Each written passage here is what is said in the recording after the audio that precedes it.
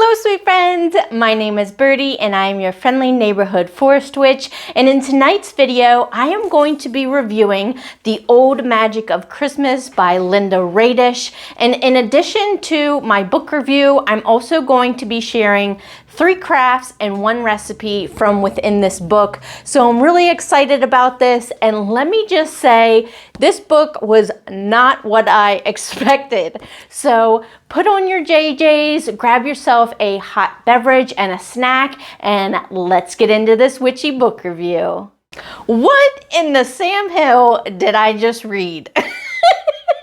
When the author says the darkest days of the year, she means it literally. And if you are into horror, you will absolutely love this book. It was definitely not what I expected. I assumed, or hoped rather, that it would be about old Yule traditions around the world related to witchcraft. However, I was definitely mistaken on this. Instead, Linda delves into the trauma-inducing Yuletide myths originating in Germany, Scandinavia, Finland, and Norway, just to name a few. And many of the stories she discusses, I don't want to share here on YouTube due to their violent nature, and also because I have several children who watch my channel as well. So I had a hard time deciding how I was going to record this book review, but I tried to pick out some Yuletide traditions from the book that were a little less terrifying in nature. So I'd have to say the majority of the book has a lot to do with mythical creatures, spirits, demons, and the evil portrayal of witches. Unfortunately, I actually felt like I was reading Fantastic Beasts and Where to Find Them the majority of the book, but she does briefly mention some Yuletide gods and goddesses as well. For example, she mentions Friday Eve, also known as Frigga's Day. I'm not sure if that's how you pronounce her name or not, but Frigga was Odin's wife and was interested in housekeeping, especially the production of cloth. Frigga was present in the northern sky in the form of her distaff, known today as Orion's belt. And if you're not familiar with what a distaff is, like I wasn't, it's a stick that acts as a hand spinner's third hand during the thread making process. And ironically, spinning was forbidden on Frigga's Eve. So an empty distaff next to a basket full of spools demonstrated to the goddess that you were a diligent sort and could afford to slack off for just one night. But by 12th night, which is January 6th, all the wool and flax in the house needed to be spun, because if Frigga happened to peer in your window during this night and it wasn't done, she was known to trample and set fire to the half-spun fibers.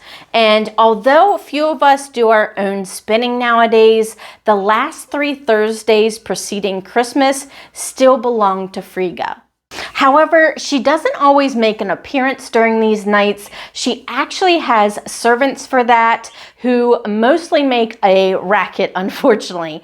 And Bavarian children were known to temporarily appoint themselves to Frigga's service and would run around throwing dried peas, beans, and pebbles against doors and windows to remind everyone that Christmas was coming. And hence, because of the noise, these Thursdays were known in Germany as the knocking nights. And you might be surprised to learn that the homeowners actually rewarded the children for throwing these things because they drove out the evil spirits from under the eaves. And if the children happened to disturb any witches in the process, they didn't fear pursuit, for the witch would be compelled to stop and count every single bean, pea, or pebble that had been thrown before she could go after the children. Now, with the majority of the myths that Linda shares, the main anti-hero or anti-heroine is actually found in several other countries by a different name, and the stories associated with them are similar but different. For example, Frigga is also known as the White Witch in Austria, so to correspond with that, Linda has included a craft called the White Witch Window Star. She states, "To the trained eye, this star looks like a coven of 8 white-cloaked witches gathered around a blossoming bonfire. To the untrained eye, your neighbors say, it's a simple winter decoration." Oh, I absolutely love this and cannot wait to make it. So let's go over the materials you'll need. For this craft, you'll need scissors, glue, 2 sheets of white origami paper cut into quarters, and she suggests clear tape to hang it on your window, but I'll be using a hole punch and string instead. Now, I've put my own spin on this craft. As you saw, I'll actually be using gold origami paper instead of white because I want the star to resemble the sun.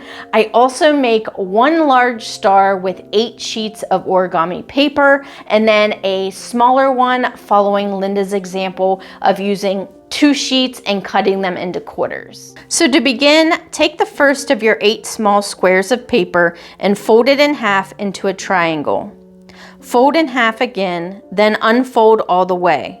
You now have a cross to mark your center point. Then fold points A and B into the center point. Now fold points C and D into the center line. Here is your little witch waiting to warm her hands at the fire. Repeat all the steps with the remaining 7 squares of paper. Assemble by gluing each point or witch half overlapping the previous one. A dab of glue is all you need. When you have glued all the points and the glue is dry, press your star under a heavy grimoire for a day or 2. Then put a tiny roll of clear tape in the center of the star to stick it to the window. And this is how it turned out. I think it is so beautiful. And this is where the witch is. So this little part here is the hood. And then this part here are the hands. And I just absolutely love it. It looks like these 8 witches are holding the sun in their hands. Isn't this gorgeous? And I got my little red ribbon on there. And I absolutely love these. These are beautiful. And this is what the back looks like. So pretty. And you could do these in different colors and you could hang them from your ceiling. They would look so gorgeous, especially with this metallic paper when it catches the sun. Oh my goodness, I'm gonna have to do that. But yeah, absolutely loved this craft. And it just wouldn't be the holiday season without talking about elves. And Linda actually delves into the mythology surrounding elves. And they're actually also known as the Alfar. The ancient Scandinavians regarded the Alfar as a distinct class of beings. And from at least the Bronze Age, elves were associated with the sun. So in Sweden, cup-shaped depressions can actually be found in rocks bearing carvings of what are presumed to be sun wheels. And I just find this to be so cool. Absolutely love that. And these stone cups held offerings of milk, which royal Swedes continue to pour out for the elves into the 20th century. The elves were also very much of the earth, and because they were believed to be physically present in the landscape, they were often of more immediate importance to the farmer than the gods were, and they actually had their own feast. The Feast of the Elves was called the Alfablot, I believe it is, or also known as the Elf Sacrifice, and took place in southwestern Sweden. And if you ever want to host the elves, heat, light, food, and a human welcome are required, and the feast must be held between Halloween and Martimas, which is November 11th, or between Martimas and Thanksgiving, so they won't have to share their special day. And since the elves are bearers of light, it's ideal to hold your feast during a full moon, or at least a waxing crescent is better than a waning 3/4 moon. Also, greet them warmly with the following invitation. Let them come who wish to come, and let them go who wish to go, and do no harm to me or mine. Once you have issued this invitation, it's important not to address the elves directly.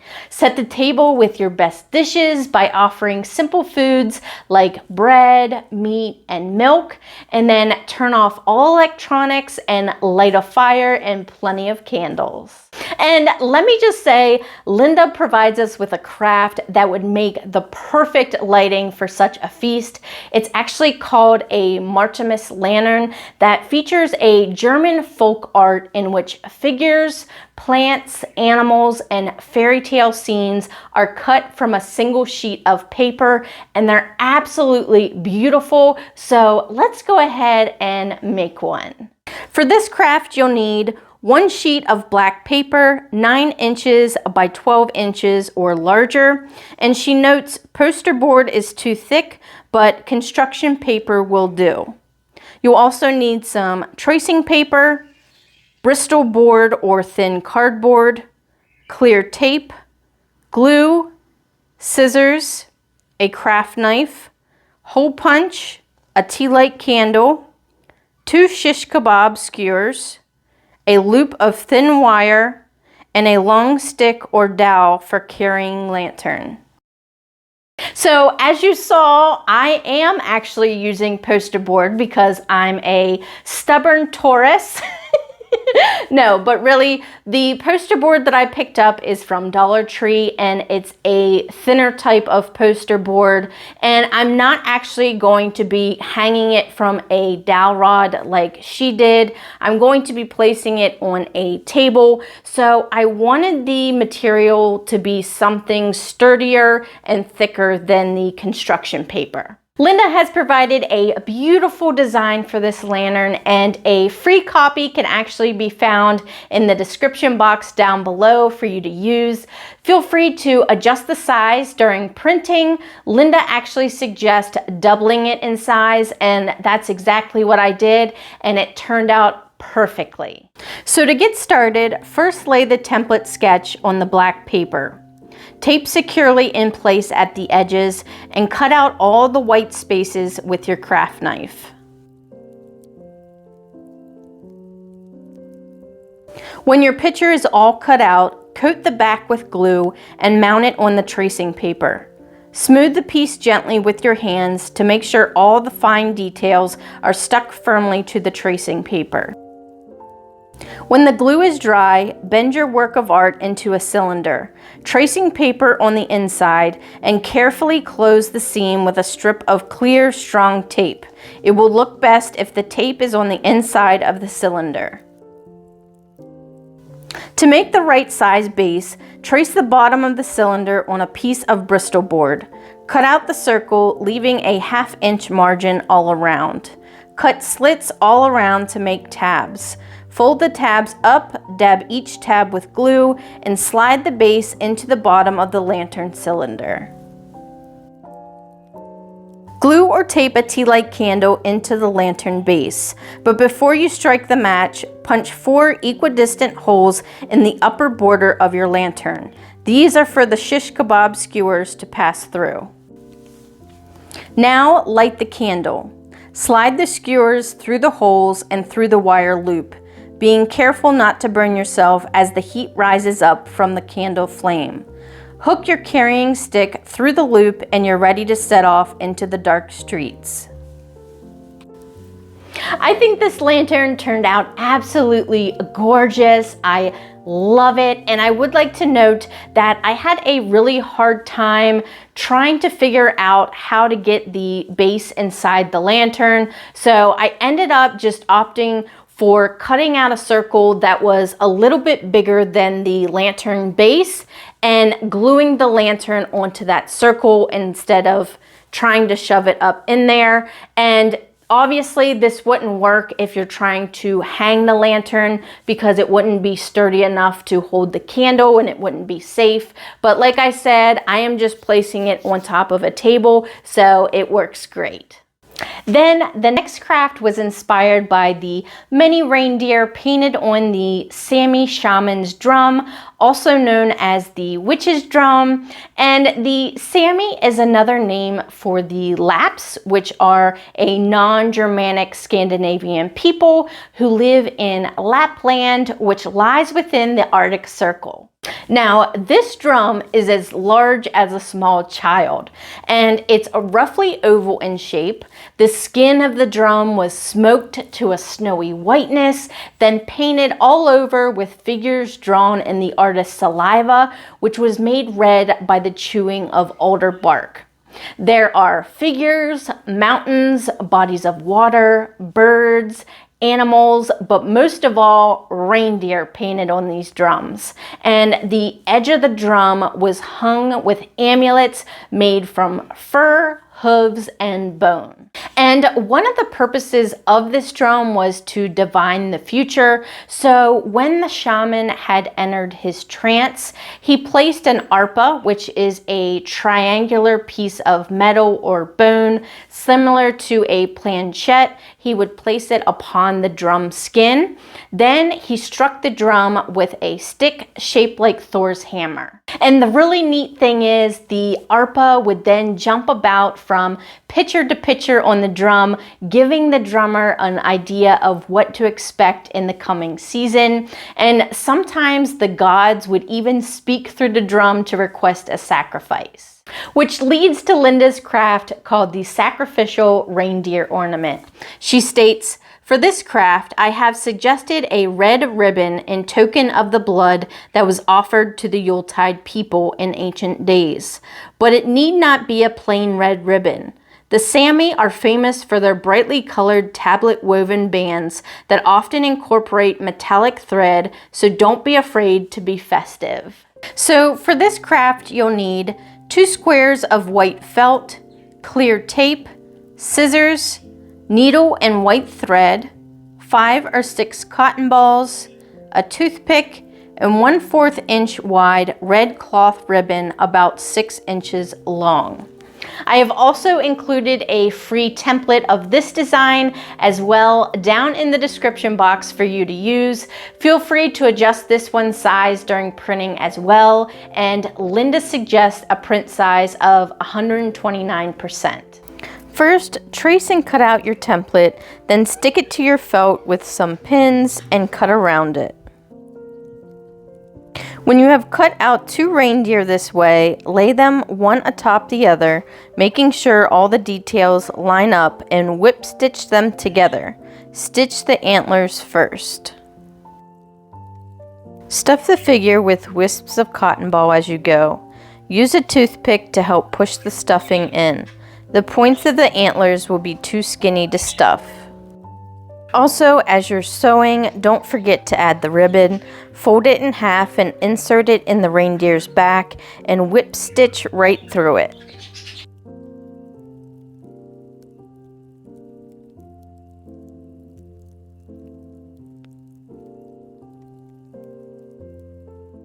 And I actually have it hanging up here behind me. I think he turned out so cute. And I would like to mention, if you don't know how to sew, you can definitely use fabric glue to close them up and still put the cotton in there. But isn't he darling? And I put a little bow on there with a bell. And I just thought he was so cute. Love him. Linda also briefly discusses Christmas beastery, for example, the Yule buck, and in Welsh, Sanskrit, and Middle English, the word buck actually meant male goat instead of the male deer like it is today. Also, since the beginning of Christian times, the goat has been identified with the devil, as you probably know, but it's presumed to be because it was actually the mascot of the god Thor. However, fun fact, the Yule buck is actually older than Thor.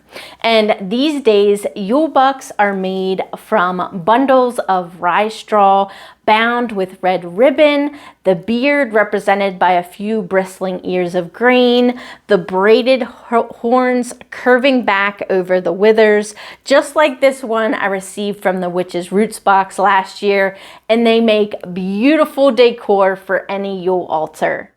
Also, another Yuletide anti-heroine that Linda discusses is the Italian witch Baffa, who flies over the rooftops on her broomstick on Epiphany Eve, searching for the baby Jesus. And in Italy and the Italian-speaking regions of Switzerland, it is Befana who delivers the presents on the night of January 5th. Usually, Befana simply pours the toys down the chimney into the polished boots and striped stockings the children put out before they go to bed. And children write their lists on slips of paper in front of the fireplace and let them waft up the chimney and into the sky where Befana catches them. But sometimes she comes inside to get a good look at the children, and she takes the naughty ones and eats them. Now, in the 19th century, the children of the house used to dress a rag doll as a witch and set it in the window on Baffana's Eve. Today, you can still buy carved or stuffed Baffanas at the Christmas markets in Italy. Speaking of a naughty child, if you hear galloping or any type of noise in the background, it is Beltane with the zoomies. It is very late at night. I think it's probably almost close to 11:30, and she has the zoomies. So I apologize for the noise background, but I'm sure you understand and will get a laugh out of the noise every time you hear it. Linda also includes a recipe called Baffa Stars, which are soft cake-like cookies that Italians make on January 5th. She suggests using a witch-shaped cookie cutter if you have one. If not, a star cookie cutter will do. Now, unfortunately, I don't have a witch one or a star one, so I will just be using a witch hat cookie cutter. For the Baffa Stars, you'll need the following ingredients for the dough: 1 stick of unsalted butter softened, 3/4 cup of sugar, 1 whole egg plus 1 egg yolk, so 2 eggs total, and reserve the egg white for the topping, the zest of a clementine, the zest of a lemon, and use half of the lemon zest for the dough and reserve the other half for the topping, half a teaspoon of vanilla extract, half a teaspoon of anise extract, 2 cups of flour, and 1/2 teaspoon of baking powder. First, cream the butter and sugar together. Then add the egg yolk and stir well. Next, mix in the zest and extracts. Then, in a separate bowl, add the baking powder to the flour. Then, mix with the rest of the ingredients a little at a time. When the dough is smooth, form it into a ball, wrap it in plastic wrap, and refrigerate it for at least 1 hour. And then, while our dough chills, we're going to go ahead and make the topping. So you'll need the remaining egg white, and it calls for 1/4 cup of sugar. However, I'm out of it, and unfortunately everything is closed because I'm recording on Christmas, so I'm just going to substitute some light brown sugar. You'll also need the remaining lemon zest, 1/2 cup of ground almonds, or you can also use sliced almonds and then chop them finely. And then you'll also need some powdered sugar. First, in a deep, medium-sized bowl, beat the egg white and sugar until stiff. Then, fold in the lemon zest and almonds and set it aside. Now, roll out the dough to 1/8 inch thickness on a floured surface and cut into star shapes.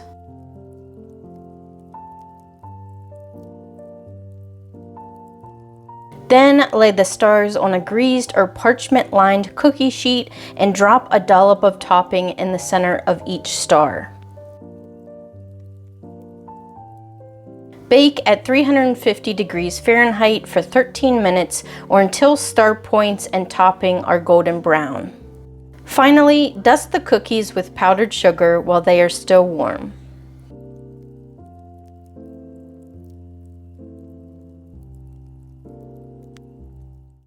So the Baffa Stars turned out better than what I expected, and my husband actually said that the topping tasted like marzipan, and he's right. They're made with almonds, and then the brown sugar, since I didn't have white sugar, it actually gave it like a toffee taste as well, or toffee texture, and it was really good. I definitely suggest using the brown sugar instead of the regular sugar.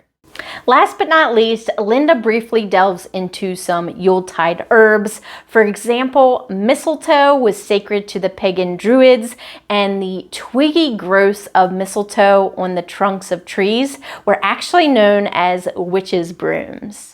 And back in the day, balls of mistletoe hung from the ceiling at Yuletide, and some of these balls were decorated like Christmas trees with corn dollies, fruits, paper roses, ribbons, and candles.